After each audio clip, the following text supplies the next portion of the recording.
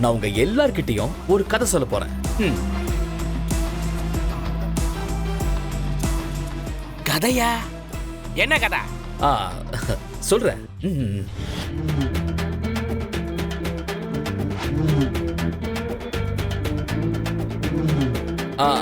Okay okay. நான் ஒரு பொண்ண உயிருக்கு உயிரா காதலிச்சேன்.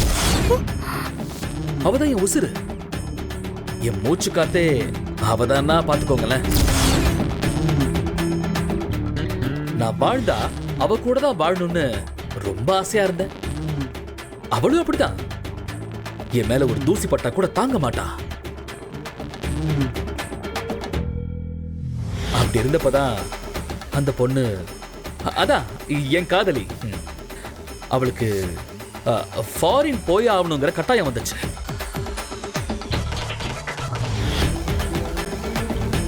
அவ என்னை விட்டுட்டு போக மாட்டேன்னு சொல்லி அழுதா புலம்புனா. அப்புறம் எப்படியோ ஒரு வழியா நான் அவளை சமாதானப்படுத்தி எங்களை யாரும் பிரிச்சிடக்கூடாதுன்னு நாங்க 2 பேரும் ரெஜிஸ்டர் மேரேஜும் பண்ணிக்கிட்டோம்.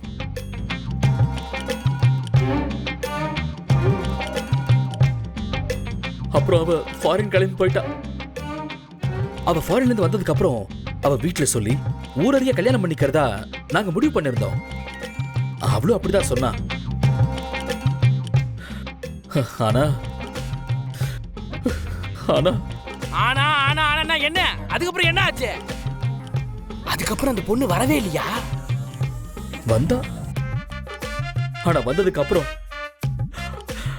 அவளுக்காகவே வாழ்ந்துட்டு இருக்கிற என்ன ஒரு வாட்டி கூட வந்து பார்க்கல. அச்சச்சோ. சரி, அப்புறம் அப்புறம் விசாரிச்சதுக்கு அப்புறம் தான் அந்த பொண்ணு கல்யாணம் ஆக போதுங்கிற விஷயமே எனக்கு தெரிய வந்துச்சுங்க. எனக்கு அதை கேள்விப்பட்டதும் என் உயிரே போற மாதிரி ஆயிடுச்சு. உயிரா நினைச்ச அவ இப்படி என் உசிரியை என்கிட்ட இருந்து எடுத்துட்டு போற மாதிரி ஒரு வேலையை பாப்பான்னு நான் சத்தியமா எதிர்பார்க்கலைங்க. அதனாலதான் அந்த பொண்ணோட வீட்டை தேடி வந்திருக்கேன்.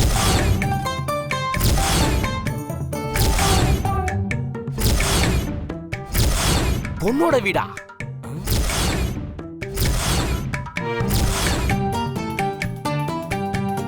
நீ என்ன பேசுறேன்னு தலையும் புரியல பாலும் புரியல.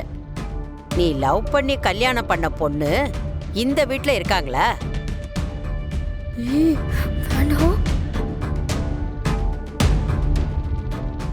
ஆமா பாட்டி, அதனாலதான் நான் இங்க வந்திருக்கேன். தம்பி, நீ ஏதோ வீடு மாறி வந்துட்டேன்னு நினைக்கிறேன். இங்க அப்படியெல்லாம் யாரும் கிடையாது. இருக்காங்களே பாட்டி. என்னப்பா இது உன் கூட ஒரே தொல்லையா போச்சு. சரி சரி, யார் அந்த பொண்ணுன்னு சொல்லுப்பா.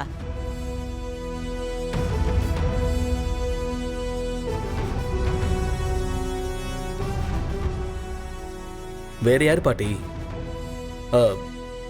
நம்ம மித்ரா தான்.